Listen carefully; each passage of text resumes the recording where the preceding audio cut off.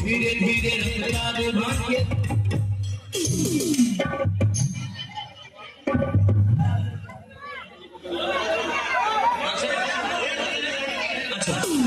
खत्म करने छोड़ा पिया मना मारा रे भागे भागे धड़कन तारे धीरे धीरे रफ्तार दिल के बढ़ता। और सुनील कुमार यादव की तरफ से शॉर्ट फिल्म का पुरस्कार आया है।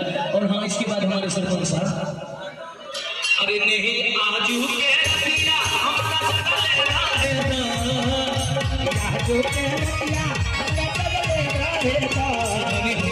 भंगिया से लागल दिलवा